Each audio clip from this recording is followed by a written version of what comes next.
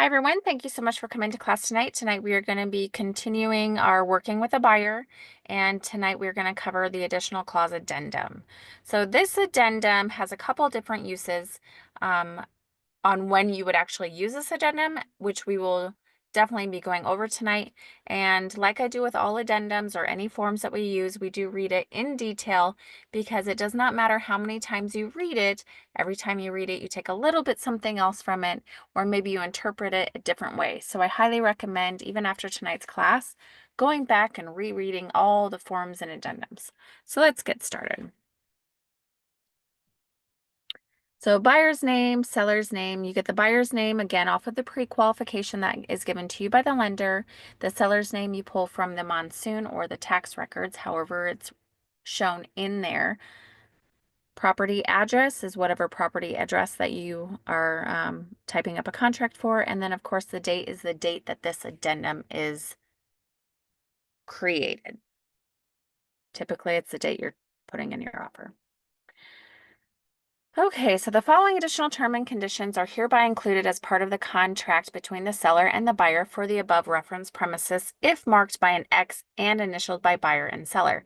All terms and conditions of the contract are hereby included herein, and delivery of all notices and documentation shall be deemed delivered and received when sent as required by Section 8M of the contract.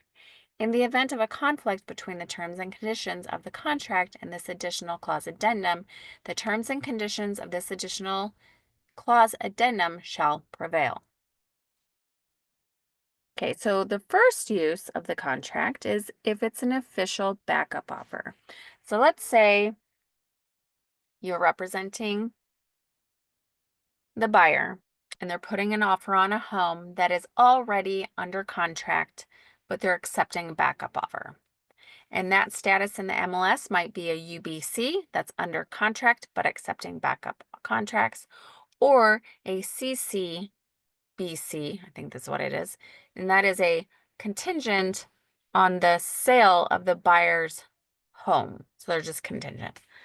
Either way, if they want to be the official backup offer, meaning the offer that the seller has already accepted and are under contract with, falls out because you have put this addendum with your offer to the seller, they can officially go under contract with you if they have agreed to your contract as a backup offer if contract number 1 falls out. They don't have to go back on the market because they've accepted your contract with this addendum, with this checked here being the official backup. You just automatically go under contract. So if that is something that your buyer wants to do, then this is the addendum that you would check. And if you check this box, this means that you're the official backup contingent upon cancellation of the prior contract. So they can't just cancel, and by they, I mean the seller. They can't just cancel offer number 1 that they're under contract for. It does have to, go through the phases of the contract. And if it falls out for whatever reason it might fall out of, again, this is, you would then go under contract. So buyer acknowledges that the seller is currently obligated by a prior contract to sell the premises to another buyer. Just kind of talked about that. This is a backup contract contingent upon cancellation of the prior contract. The seller retains the right to amend, extend, or modify the prior contract.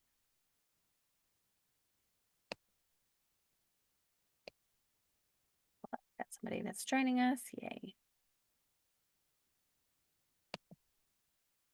Okay, so the seller retains the right to amend, extend, or modify the prior contract. Upon cancellation of the prior contract, the seller shall promptly deliver written notice to the buyer.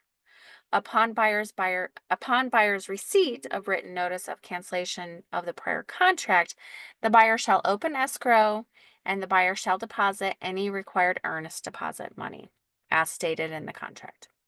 The date the seller's written notice to buyer shall be deemed the contract date acceptance for purposes of all applicable contract time periods. The buyer may cancel this backup contract anytime prior to receipt of seller's notice of cancellation of prior contract. Meaning, if The seller accepted your offer as the official backup offer, but for some reason, the buyer's like, oh, I don't think I want to continue as their official backup offer. All they have to do is have their agent, you, send an email to the seller's agent that states, my buyer has elected to not move forward as the official backup contract. That's it. That's all you have to do. However, if the seller has given you notice that they have canceled their contract with the buyer they were previously under contract for, or with, or maybe it fell out, whatever it might be. If they haven't given you notice that that happened and that you are now in position 1 to go under a contract immediately, you then have to do things a little bit differently, meaning you probably have to cancel via the Binzer. And if that does happen, you can just call me and we can walk you through that. Rarely does it happen, but it could. So anyways, okay. So that is the first reason why you would use the contract addendum. Hold on one second. I am going to mute. Okay, there we go. Okay. The second reason you would use the additional clause addendum would be the signature of absent buyer, spouse, or co-borrower. The signing buyer shall within 5 days or X amount, whatever's put in there, of acceptance of this contract, obtain the signature of the absent buyer, spouse, or co-buyer on this contract or deliver a disclaimer deed to escrow that eliminates the need for that person's signature. Typically, you just do a disclaimer deed. The third reason is a corporate relocation approval. Bigger companies have this option. The seller is in the process of a corporate relocation, and this contract is contingent upon the corporate approval. Now, the way I'm reading that is that the seller would be writing this. Hold on. No, still the buyer. But maybe this sentence was in the listing and corporate approval is needed.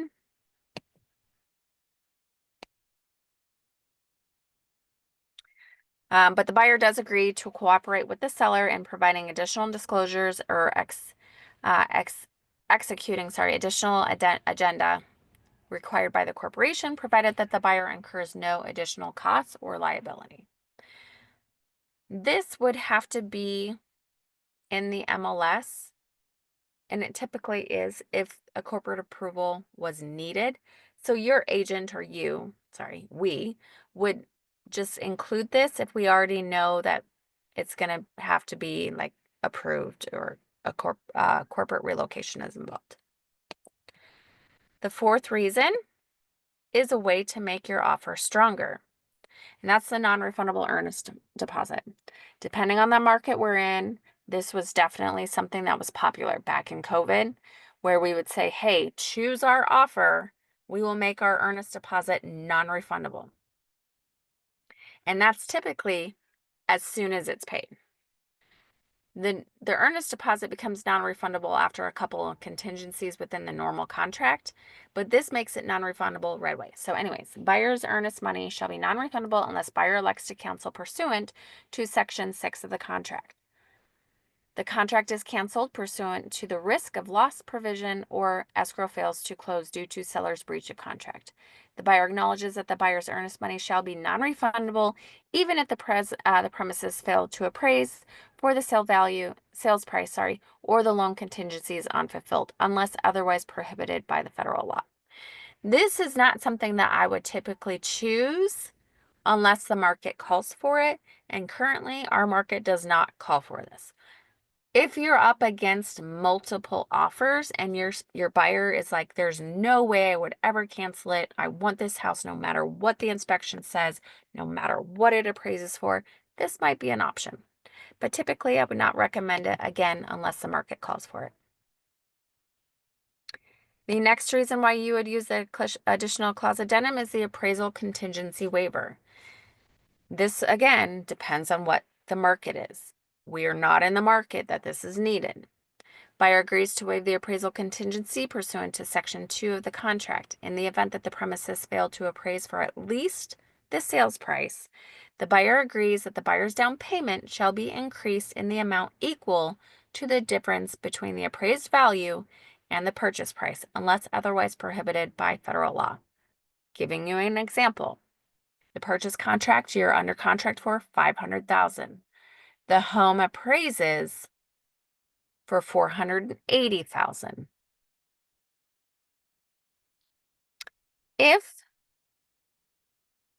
No lender, let me rephrase that. No lender is going to do a loan on a home that isn't worth the purchase price. So you need to go back to the agent, the seller's agent, and you need to renegotiate and come to some kind of agreement for that $20,000. But if you checked this, your buyer is now responsible for that $20,000 no matter what, because you waived your contingency for the appraisal. So again, not recommended unless they're like, I absolutely want this house, Tina. I'm willing to pay out of pocket if it underappraises. Or maybe they're trying to win the contract over multiple offers. This could be another way for them to win it, but you better be good at running comps for the value of the homes for your buyer if you ever want to recommend that they do this, or make the buyer understand what it really means to waive the buyer contingency, because they can't go back and say, "Oops, just kidding. I don't have the money," because if you don't have enough funds to close, that is not a reason to cancel and get your deposit back. They will lose their earnest deposit. Okay. The next is a little bit better of an option than the appraisal contingency waiver, again, depending on the market. Appraisal shortfall. In the event the premises fails to appraise for at least the purchase price in any appraisal required by the lender, the buyer agrees that the buyer shall submit additional funds via U.S. currency or financing in the amount equal to the difference between the appraised value and the purchase price, provided that the difference does not exceed X amount. Buyer and seller agree that the difference between the appraised value and the purchase price exceed the amount of money set forth on line 42. Seller is not obligated to lower the purchase price, and the buyer has 5 days after notice of the appraised value to cancel this contract and receive a return of the earnest money, or the appraisal contingency shall be waived unless otherwise prohibited by federal law. Hold on one second, let me take a drink. So this is a great option. Again, maybe your buyer's got a little bit of extra cash and you've got a multiple offer situation, and you say, hey, if your seller chooses my offer, I am willing to pay the difference, but not to exceed, say, $5,000. Maybe they're like, I've got an extra $5,000. If they choose my offer, it doesn't appraise, I can pay $5,000. So basically what that is you pay the appraisal price and I'll pay over $5,000.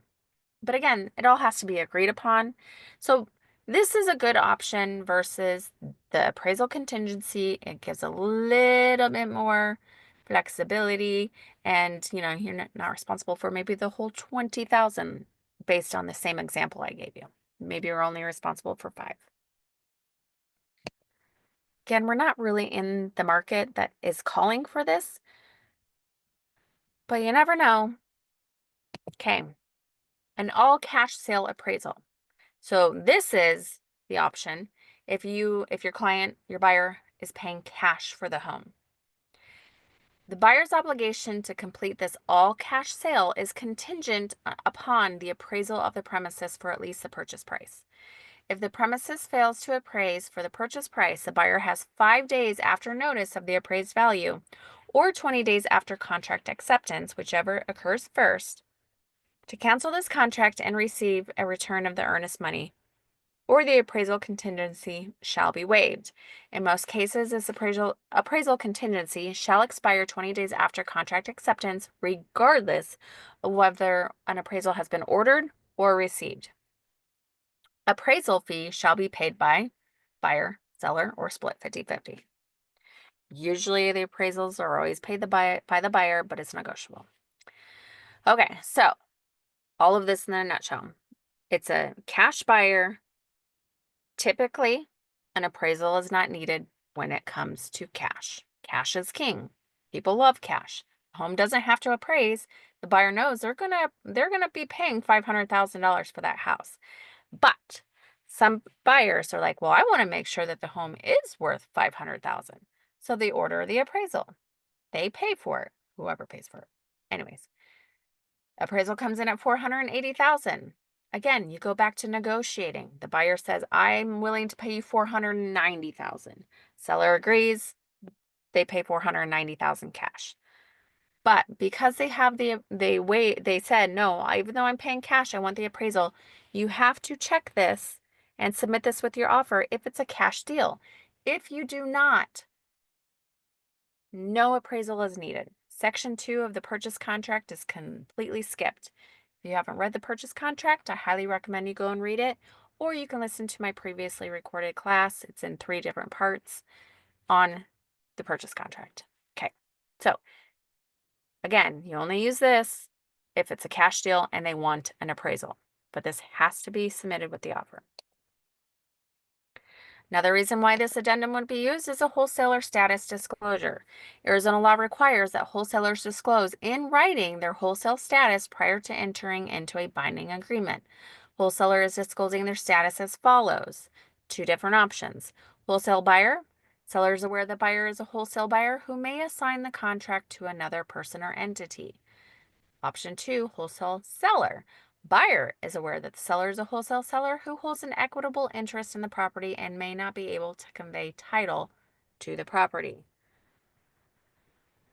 I've worked with a wholesale buyer, aka an investor. You'll probably get a ton of cold calls saying, hey, I've got a person looking to buy something that needs a lot of work. Do you have anything for me? If you want to work with investors, by all means, feel free. Sometimes you might be able to find them something. And if you do, this needs to be used. And then there's usually they'll have a whole disclosure that you would put on the additional terms and conditions of the purchase contract, outlining their wholesale and whatever they do and what they could do and signing and da-da-da-da. But nonetheless, if it's a wholesale buyer or seller, you do need to use this. Okay, third one, or not, sorry, third one. Another one is a tax-deferred exchange. Okay, so it can be either a seller or a buyer. A 1031 exchange, that is what it's called. That is a way for buyers and sellers to purchase real estate by using funds that are an investment. And there's a whole class that you guys need to take. So if you ever see a continuing education class on 1031 tax exchanges, take it, because that's exactly what this is. But basically, what it means is that the buyer or the seller is intended to enter into a tax-deferred exchange pursuant to IRC 1031 or otherwise. All additional costs in connection with any such tax-deferred exchange shall be borne by the party requesting the exchange. The non-requesting party agrees to cooperate in the tax-deferred exchange, provided that the non-requesting party incurs no additional costs and close of escrow is not delayed. The parties are advised to consult a professional tax advisor regarding the advisability of such exchange. The non-requesting party and broker shall be indemnified and held harmless for any liability that may arise from participation in the tax-deferred exchange. I have done a 1031 exchange. It's kind of similar to just a normal transaction. But if it's a buyer or a seller, really, they only have X amount of time to either identify a new property or sell a property and then use those funds on another purchase. Anyways, just know the 1031 exchanges are a great way to buy and sell real estate. But you do need to understand how to do one, so you have to take those classes, especially if you see one coming up. Okay. Oh, and if it's a 1031 tax exchange as an option for financing, that will be listed in the MLS as a type of new financing, just an FYI. Okay, surveys. So if a survey is important to your client and they want to do that, typically this section is used for land. Then they have the right to do a survey, but it has to be performed by a licensed surveyor within X amount of days after contract acceptance. I would say 30 days is usually what I've seen for surveys. The cost of the survey shall be paid by buyer or seller or split 50-50. Typically, surveys are paid by the buyer. The survey shall be performed in accordance to the Arizona State Board of Technical Registration's Arizona Land Boundary Survey minimum standards. Survey instructions are, and then you choose which option. A boundary survey and a survey plat showing the corners either verified or monumentation. Sorry, hard word. That option would be if you just want to make sure that you know where your property line is. That's a great option on a current property or land. But typically, somebody who's selling land has already done a survey, usually. Okay, the other option is a survey certified by a licensed surveyor acceptable to the buyer and the title company in sufficient detail for the ALTA, the American Land Title Association, owner's policy of title insurance with boundary, encroachment, and survey exceptions, and showing all improvements, utility lines, easements on the property are within 5 feet therein.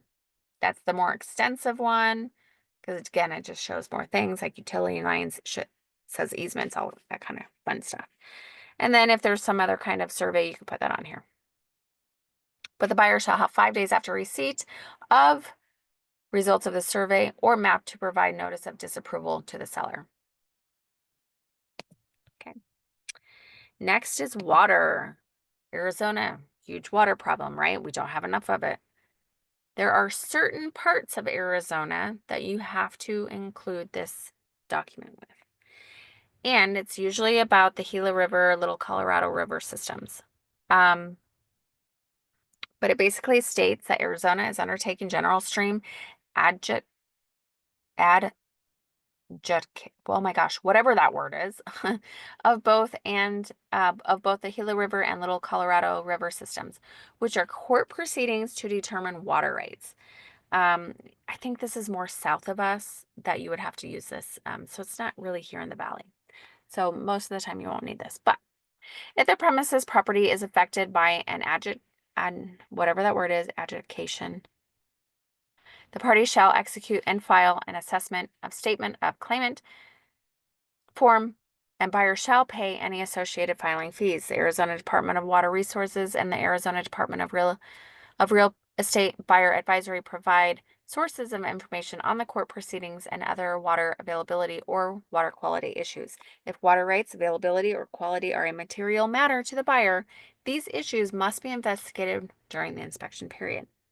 Again, only if there's a lack of water. Again, it's mainly south of here. But some areas, and it might even mention it in the listing that there's water issues. Let's see. That is the last of the reason why you would use this addendum. So just knowing that the undersigned agrees and modified and additional terms and conditions contained herein and acknowledges a copy herein, buyer and seller sign this. Or initial appropriate, whatever option is checked. But those are the reasons why you would use this additional clause addendum. This is a very important addendum if your buyer has any of these conditions that need to be met. A lot of information. Do you have any questions?